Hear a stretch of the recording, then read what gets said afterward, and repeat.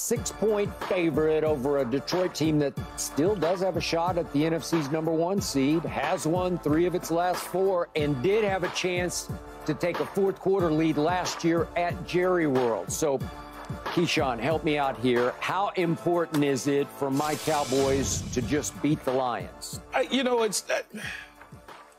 don't think it's all that important. Maybe from a psychological, mental standpoint that you could stop a dominant run team, maybe that. Maybe. But it's not going to change their seeding. I believe, and I think Richard believes the same thing, and many other people believe they're stuck in 5th. That's where they're going to be. They're probably stuck in 5th. So you want to play the game. You want to end the season on a good note. You want to do all of those things. It's more important for Detroit because Detroit really actually has a chance to get a higher seed than where they're at right now. They do. So I personally think it means nothing to the Cowboys other than finishing on a good note, walking into the playoffs, feeling good, knowing that you can retool your defense to stop a hard-nosed running team that you get ready. Probably probably the best pound-for-pound running team in the National Football League right now. I'm with you. What did Buffalo do to you? Right? You start to think about those sort of things, make the corrections. Here's an opportunity to do that. Now, winning, you always want to win. There's no question about it. That's the important thing. But as far as seeding goes, I don't think it means anything. You're at home. You always win at home. What they call it, home court or whatever. Serve home or whatever, however you say that. Holding serve. Yeah, holding serve. Yeah. That's what you need to do. Well, okay. Yeah, and that's what they've done. This will be likely their last home game of the season. They've been undefeated at home the entire time. I'm not even really joking. I mean, unless something crazy happens, Arizona beats Philly or New York beats Philly, then for all intents and purposes, this will be their last home game. So I guess it means something if you want to, go undefeated at home. It's still a big game against a team with a winning record. So sure. It'll count for something. It'll give you confidence going into the playoffs, but it definitely means more to Detroit. I think it means more to the city of Detroit, what they've been through. I mean, these last 2 years, Skip and Key, this has been the most wins they've had back-to-back years in the history of the Detroit Lions, and they've only had 20 wins. And so this is history in itself. This is a franchise these fans who haven't won a Central Division title since '93, have never won an NFC North Division title.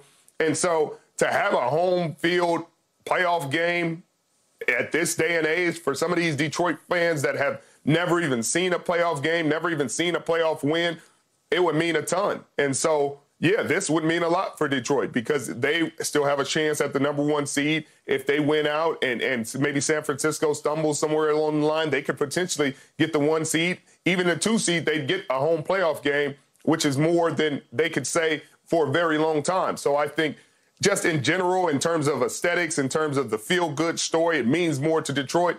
In Dallas, I mean, it doesn't change anything. Like Keyshawn said, he said they're in the same seed, whether they win, they lose, they tie, they're going to be in the same spot. Okay. So, to Keyshawn's point, is there still some long shot hope of winning the NFC East? Yes, there is. I already told you, well, it's like that. I already told you, I still believe Philly will lose another football game, not to Arizona. I just think somehow, I don't know if Tyrod's going to be starting for the Giants in that last game, but it'll depend on whether Philly needs to win the last game or not. But if they do, I still think the Giants will beat them at the Giants to close the season. They almost got them in Philly this past Sunday. Or was it, what day was that? Monday. Yeah, Monday. I'm losing track of the week. Okay. Right.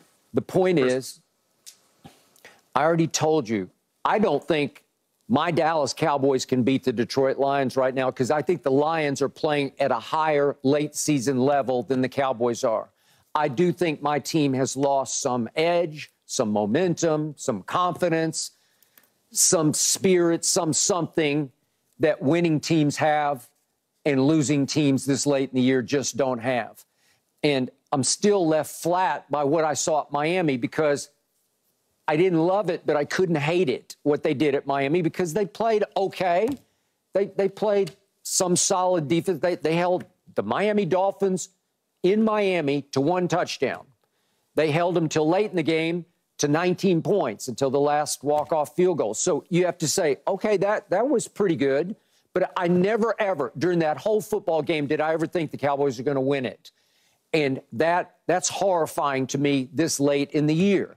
So how much do they need to get back on that horse and ride it? Well, if they go home and win a game against Detroit, and they are 6-point favorites, which surprised me. I tell you guys, I try to guess the spread before I see it. I thought they'd be 4-point to go to 6. They're saying Dallas is significantly better than Detroit. Now, I don't think Dallas is. If I were a bet man, I would bet against my team. I would take the 6 points. At home, they're a better team. They have been sensational at home. They've won 15 straight games by lopsided scores. Yeah, at home, they're a better team than Detroit at home. But as far as what they could prove by beating Detroit to Keyshawn or Richard, I think they'd prove nothing because you guys would just throw up your hands and say... No, that's not true. Here's what I said to you, Skip. Yeah. Show me you could stop what's been bothering you the entire year from the Arizona game. Show me you can stop the run. Okay, but they did that in Miami pretty well. They outrushed the Miami Dolphins 97-91. Coach, that's pretty good. Coach, different type of run team. Okay, well, obviously, I told you that going into the game. But this is a more physical. It is. Buffalo, San Francisco. Plus. Physical. Jahmyr Gibbs is flat out electric, and he can catch it as well as run with it. And if you look at what he's been doing the last couple of weeks, he is catching fire. He is figuring it out. Go ahead, Richard. Yeah, but this is one of the best offensive lines in football. It is. And they're bullets. I agree. And they're mean. They're you talk about Penei Sewell and the rest of these boys. They get after it. Their head coach is that kind of guy, Dan Campbell. They He's reflect him. They do. Bite the kneecaps. Blue-collar guys. Keyshawn, you Ben played Johnson's, with him, right? Oh, yeah. Oh, in Dallas? Yeah, Ben Johnson's one of the best coordinators in football, and he's going to get a head coaching opportunity this next season. So he'll draw up some cool things. Aaron Glenn on the other side. I don't know if they have enough defensively in the back end. They have some guys that can play, but they just, I don't know if they have enough to stop what you guys have been able to do and the rhythm that you've been in the passing game and Dak Prescott.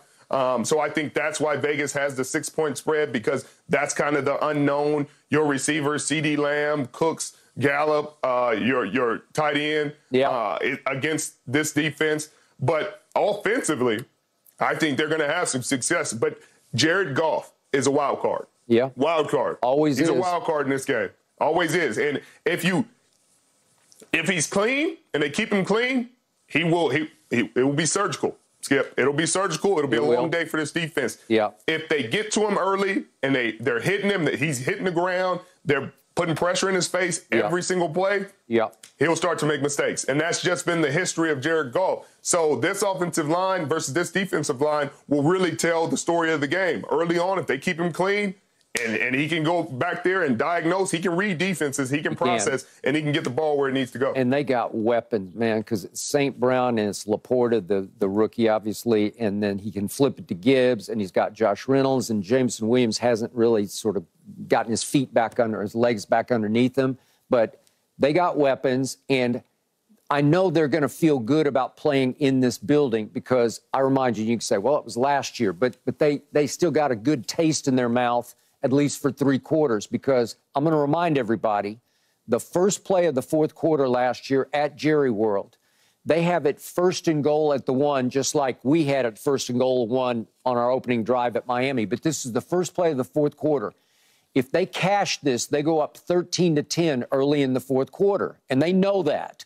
And Jamal Williams got stripped at the goal line and lost it, and all of a sudden we pounce on it, and all hell broke loose on Detroit because that was their first turnover. Then Goff threw an interception, to Richard's point, and fumbled another, got strip-sacked on another one. All of a sudden, the game just blows up on Detroit, and they lose 24-6. But I'm telling you, it should have been 13-10 Detroit early in the 3rd quarter. So I don't think they'll be intimidated by, 15 in a row at Jerry World. They're not going to be intimidated, but you are a better team.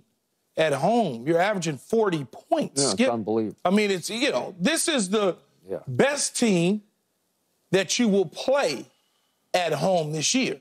Seattle gave you a good run for the money. Philadelphia, whatever that was, they walked in and that was it. The Rams at the time were not playing good. You knocked Stafford out of the game. Yep. But this is the best team. Like Richard said, they're scoreboard watching.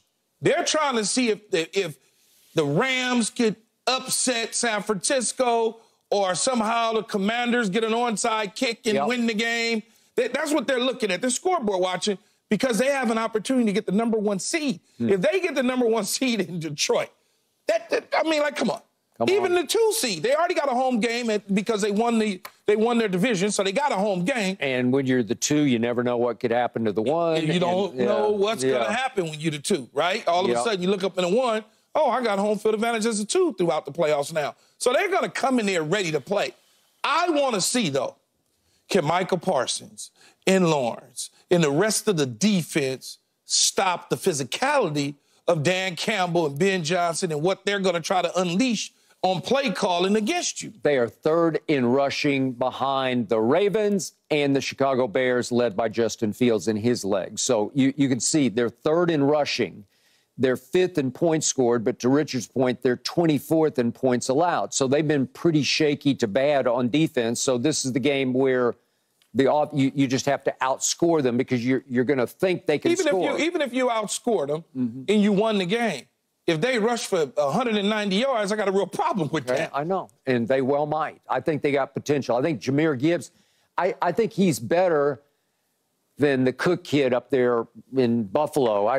I just think he's more explosive than James Cook was, who exploded all over us at Buffalo, obviously, and they just ran us completely. And because Richard knows this as a defensive player, come playoff time, the teams that are portable, that you go up against that can run the football, those teams are dangerous. All right. So here's my weird theory about this weird Dallas Cowboy team, because we've seen them explode before. We see the firepower, we see the positives, and we see all the negatives.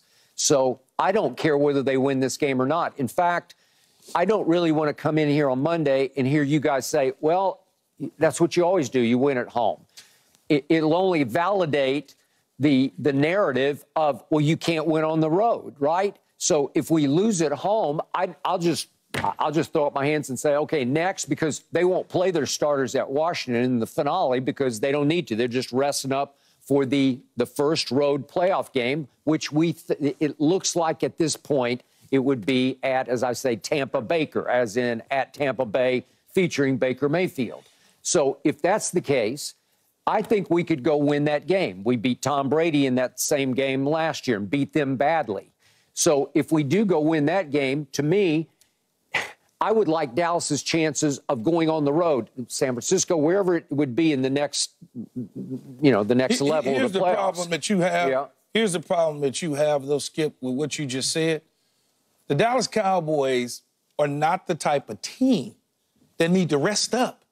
Okay, they're just not. They need to win every single game. Yeah, they're just not. Okay, but you want to make sure you're healthy going to Tampa. Yeah, but you want to go into the playoffs with some momentum, man. Okay. You don't want to be talking talking about lost all the momentum. You don't want to talk about no resting up because you will get your doors blown off. All right, but you already said it doesn't matter whether you win this game or not, right? Yeah, but you still want to show up. You don't want. I've been there.